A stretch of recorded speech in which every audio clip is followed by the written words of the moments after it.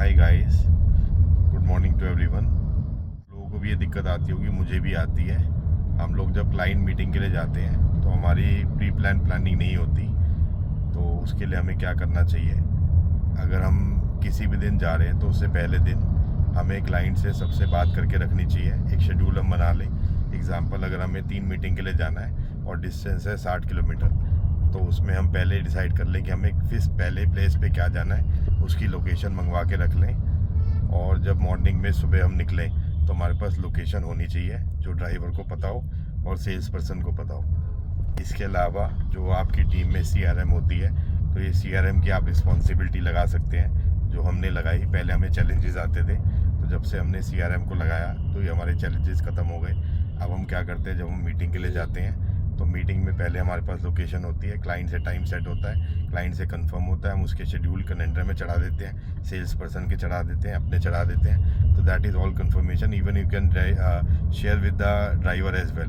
That's all. Technology is very free, कोई मुश्किल नहीं है। अगर आपको इसका कुछ लिंक या कुछ समझने के लिए चाहिए, that I can make another video as well.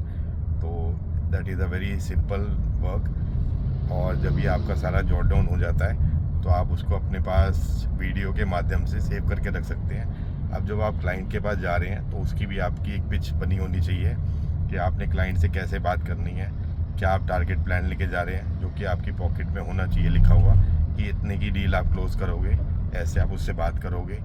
अगर आपने पुराना क्लाइंट है जो कि आपका उससे बिज़नेस अच्छा चल रहा है, उसकी पिच कुछ और होगी। अगर आपका एक क्लाइंट टूटा हुआ है जिससे आपका काम नहीं हो, उसकी कुछ और पिच होगी। तो वो चीज़ें आपको अपने हिसाब से मैनेज करके चलनी होगी और बात करके रखनी होगी। जब आप क्लाइंट मीटिंग में जाएं तो आपकी सारी प्लानिंग प्री प्लान होनी चाहिए, अनऑर्गेनाइज नहीं होनी चाहिए। अगर आप अनऑर्गेनाइज रखोगे तो सिर्फ टाइम वेस्ट होगा, मीटिंग का कोई फ्रूटफुल रिजल्ट नहीं निकलेगा। साइंस इज़, पहले आपके पास रिजल्ट लिखा होना चाहिए, जेब में पॉकेट में हो, आपको पता हो अगर ये चीज़ें आपके पास लिखी हुई हैं तो you will get great results. हमने किया, हमें बड़ा फ़ायदा हुआ और टीम को बड़ा फ़ायदा हुआ। पहले टीम जाती थी, कुछ करके नहीं आती थी, गई ज़रूर, लेकिन उसके रिजल्ट्स नहीं निकलते थे। अब हमें पता होता है। Even we have Google form as well.